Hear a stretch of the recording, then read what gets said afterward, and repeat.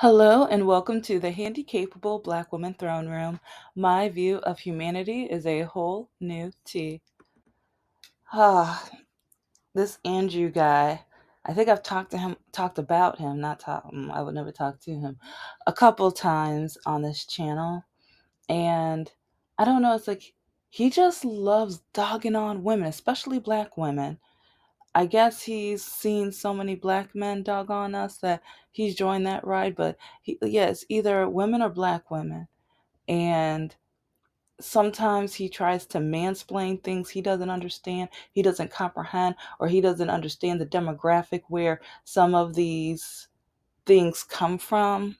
Because he had the nerve to try to say that women fear of being alone, not choosing the wrong one. And it's part of my life.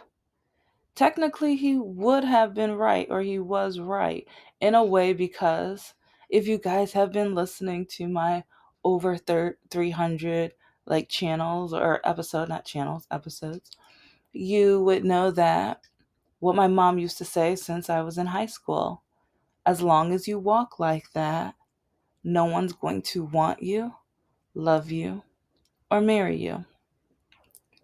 And so I was trying to prove her wrong.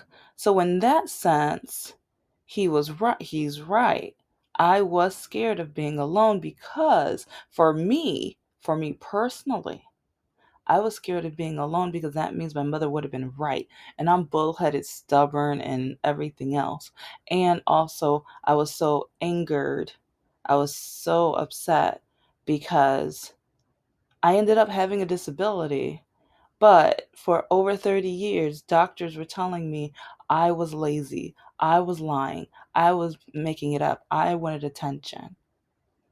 And so mother, my mother would tell me that no man's ever going to want me because of how I walk. And my walk was getting worse. So she would tell me, "You don't have any time." And she would laugh.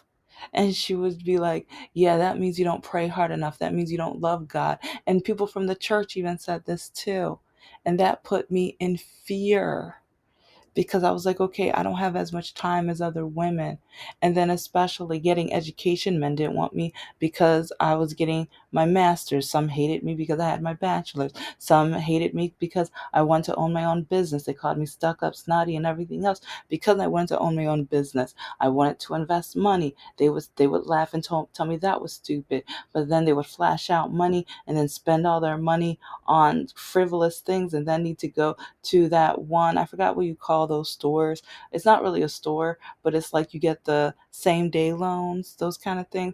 Yeah, it's like they would literally spend all their money and then go to get the same day loan, and then on their next paycheck have to put half of it towards the loan that they got, just because they couldn't, like, anyway. But these are the type of guys because a lot of men who don't have a disability look down on me. Some men who do have a disability look down on me.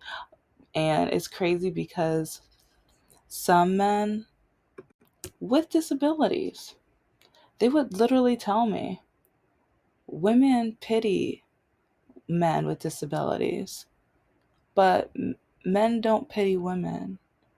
They shame them because women are supposed to take care of the man. It's never supposed to be the other way around.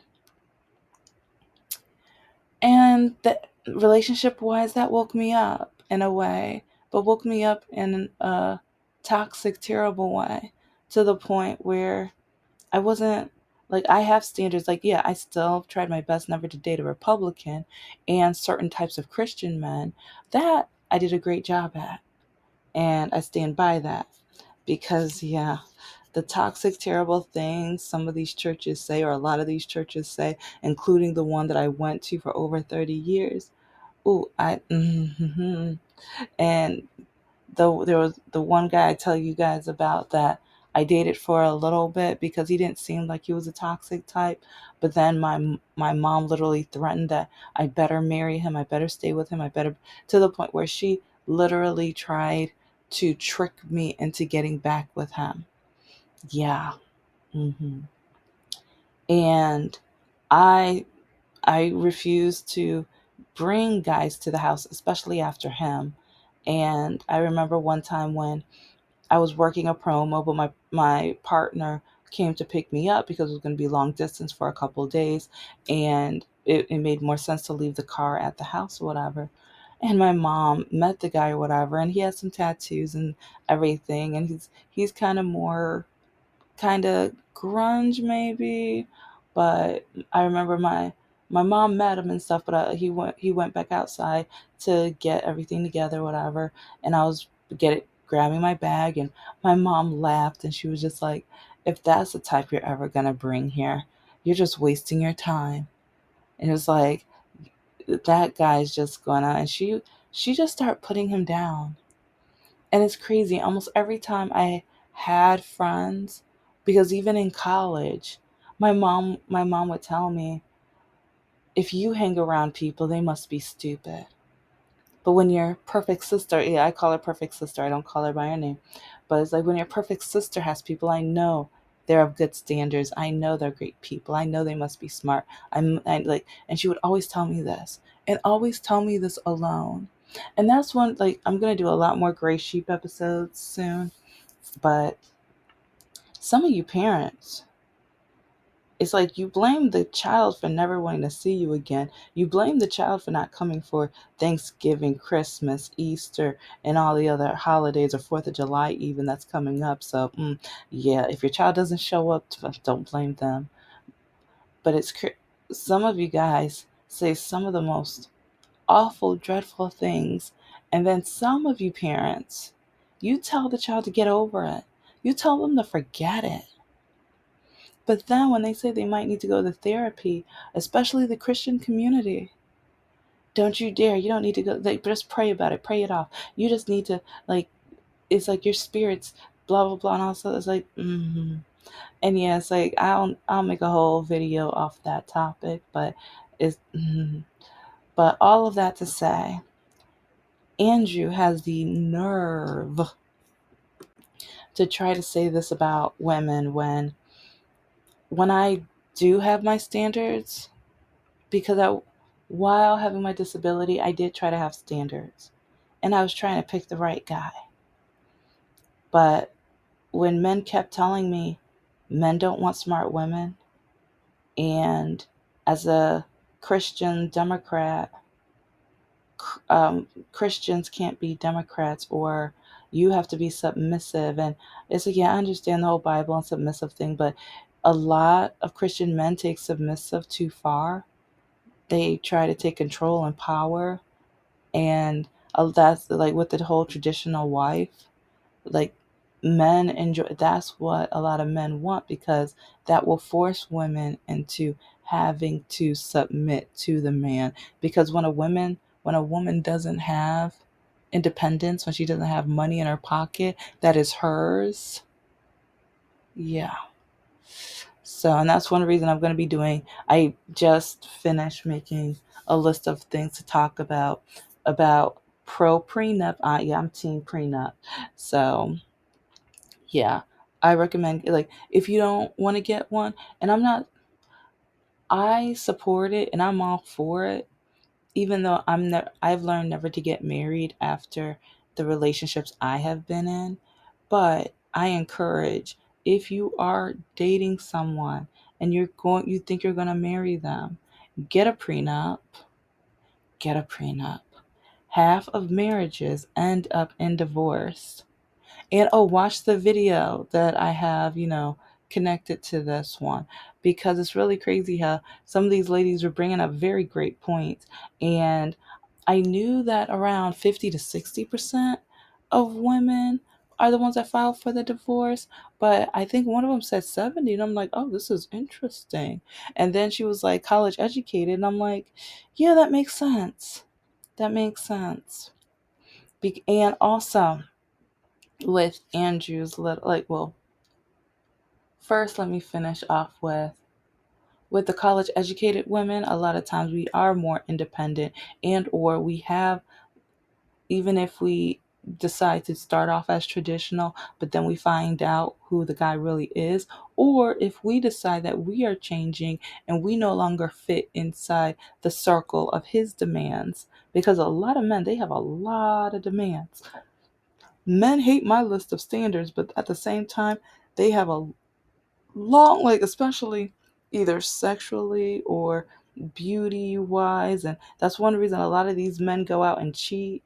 But then it's like when a woman cheats, oh, men are like, that is appalling, that is so crazy, that is delusional. But when the man does, oh, it's because he has needs. And watching divorce court, it's crazy with how many of the men, they try to justify their cheating. They try to justify their needs and stuff like that. But then when you listen to the woman, and the woman literally telling the guy what she needs in the relationship, what he failed at, and but then he says since he didn't get the kitty, he not it's just like it's a partnership. Maybe if you would have been more of a team player and things like that, you would have gotten it, you know? And like with Mr. No Heart, I literally would tell him, call me, call me, call me. I literally gave him the missing pieces of the puzzle. Like that was like one of the biggest issues that I had with him. And support me. Support, like, and I don't mean financially, anything like that. I mean, even go to my mother's funeral, go to the hospital the day of my surgery, or even go to my house the day after when I come home and I'm like, I need support or something. Like, for it's like, especially my mom's funeral. Come on now. He he refused.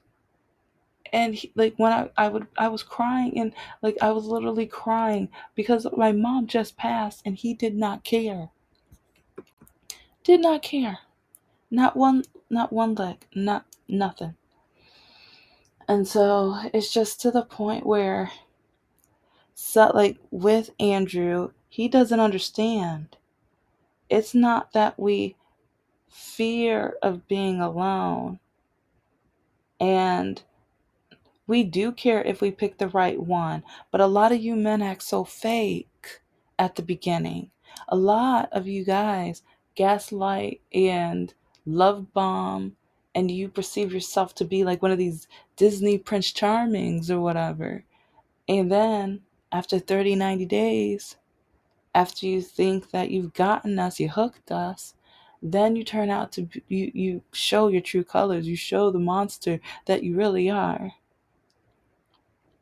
But then some women feel like, oh, well, now I'm in this relationship, or I don't want to hop from one guy to another, because guys, like, they put women down if they date too much, or if they have a too high of a count. A man can have, oh, men are congratulated if they have a high count. But if a woman does, even though, like, sometimes, and yes, I know I said like, but hey, I'm trying, I'm doing a little better. But anyway, a woman tries to find a match, and sometimes it doesn't work out, especially when the man, he, one moment he's nice and kind and generous and giving gifts and like none of the stuff Mr. No, like, and sometimes I wonder, like, oh yeah, well, I've told you guys how Mr. No Heart started, because I'm a sapiosexual. I love documentaries. I love reading. I love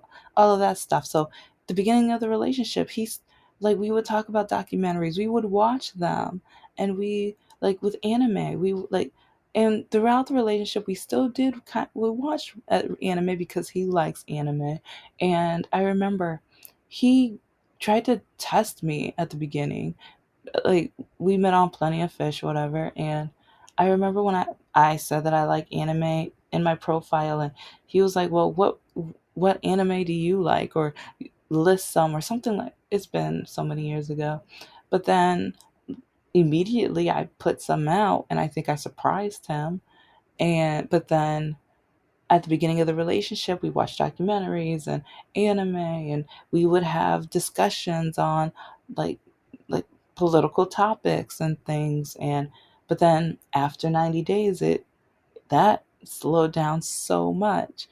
And then throughout the relationship, He always needed my help. He always needed me. But then when I needed him, no, nothing, nada, zilch. He was gone. He played Casper. But then well, yeah, it's like this is like a racist situation though, because his family, full blown MAGA, his family, full on racist with all. Because remember what his mom always said: the only reason you got into college is because you're black.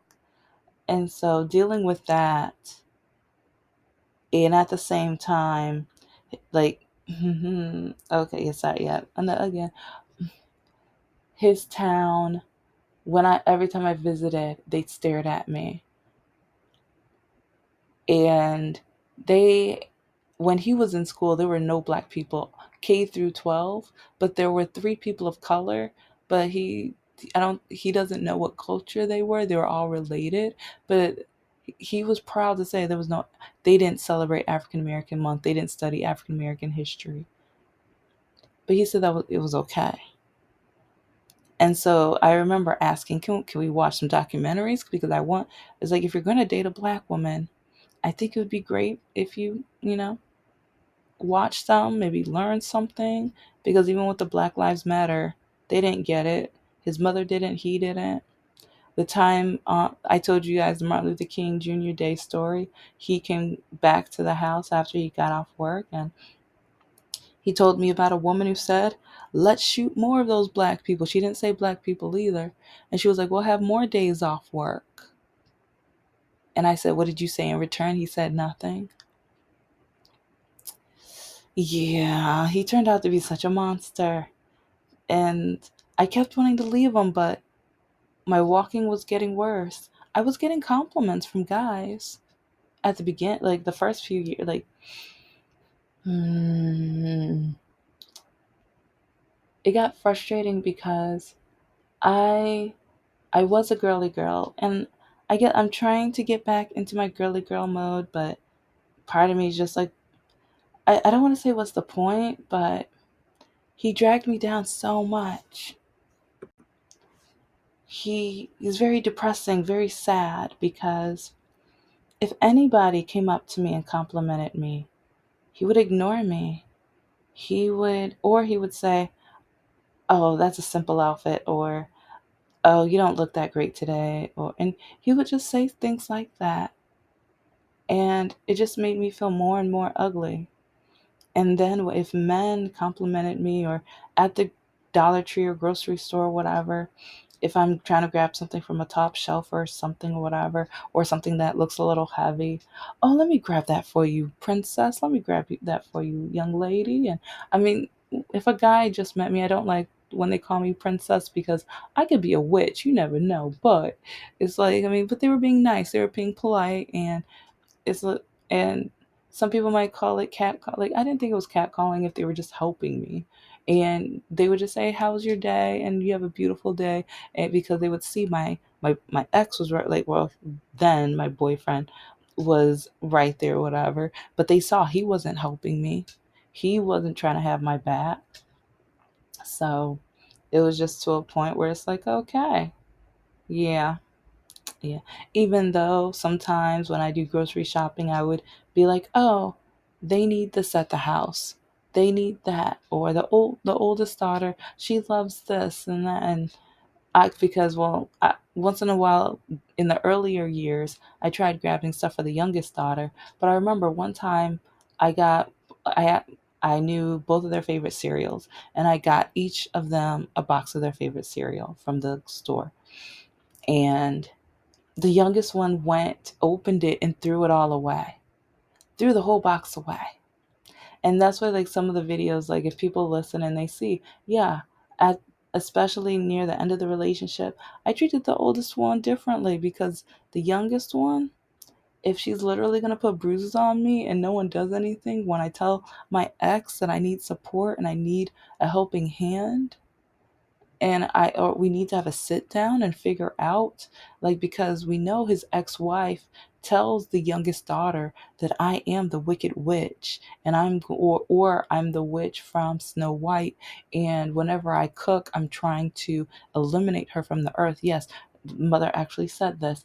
And or when the first term for the orange guy, she tells both of her daughters, once he's elected, I'm going to buy his girlfriend and whip her until she's gone from the earth. And then the youngest one, she hated me because her mother trained her to hate me. So she's clapping and laughing and giggling. The youngest one, yeah, she's loving it. But the oldest one, I had to calm her down from a panic attack. That, like, when I tell him call me, he only called me in emergencies. Only emergencies. And then he wants me to drop everything to go to his house. He, like, with my belongings, because he still has two or three things at his house that are mine. I asked him before my surgery, can you just drop off my stuff, because I want my blanket. The only reason my blanket is at your house is because at night you would grab all of your comforter to the point where I'm freezing cold. But then when I try to get some of the comforter back, you hit me in bed. And this happened numerous times. So to fix the problem, I brought one of my blankets over so then I would have something for myself. And then even then, sometimes he would grab not only the comforter, but then he would start trying to grab my blanket. And then I didn't care if I woke him up then. And if he tried, like, I would, before my walking got too bad to the point where I couldn't even get out the bed without pain, I would get up and then yank it real fast, because I'm like, if you wake up, your problem. So it's like, but anyway, and that's the thing. I tried with that relationship. When his vehicle got repossessed, I had his back and I loaned him the money. Loaned him, like, ladies, it's like, never give a guy money. With the gas money, I thought one day he would pay me back. He won't return my stuff, and I probably will never see that money back. And this is one reason why at the beginning men love bomb, and they try to be the perfect image of what they think you want, and what you act like you would want. But then after a time they're like, oh, she's not going to leave me now. And especially with my disability, my pain was getting worse, my walking was getting worse. And like, some men, they would compliment me, but they would be like, oh, well, when are you going to go get your legs fixed, honey? You need to go. You're too beautiful to walk like that. The compliments started changing. They would, as like, and sometimes, like, I'm not pretty. They're just what I like.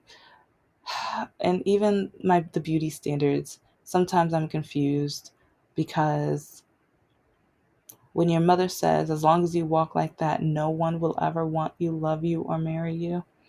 But then she said no one, and she, like, and see, yeah, that's gonna be another Gray Sheep episode. My episodes are as messy as my life, aren't they? Yes, they are. Yes, they are. But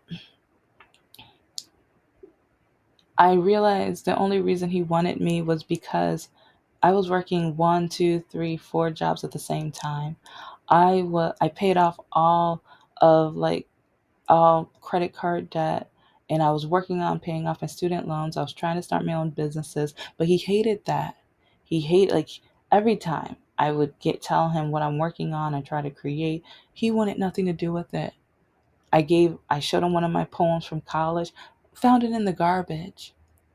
I finished writing the rough draft of my novel that I'm finally going to be finishing to publish. Is like, and I tried showing him one of my children's book stories. He didn't read anything. He told me he only read it if I published it. Well, one of them's published. He showed me who he really was. And some of these men out here, Andrew needs to understand, some of these men out here, they play the role, they play the game until they get the woman, and then they turn out to be the monster that they really are. They turn around and show who they really are, but then they try to trap the woman, or sometimes men will use their hands or they will use weapons to keep the woman, or especially when if men try to tell the woman they want them to be the traditional submissive wife, so stay home, don't work. That's to keep power, because then they can turn into the monster they really are, and there is no way for her to leave him, or it's going to be extremely harder for her to leave them. And some men, they want to travel out of state, get a job out of state, and make her follow them, because then she won't be around family.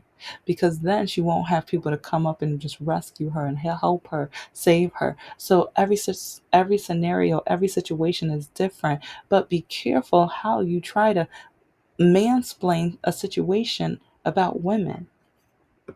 When you don't understand women, when all you do is bash women, you might be with a woman, but yeah, you're making that money. She like we don't know her opinion, we don't know her stance, we don't know her situation. But how dare you try to tell what women talk about men? Okay, deal with men, dog men.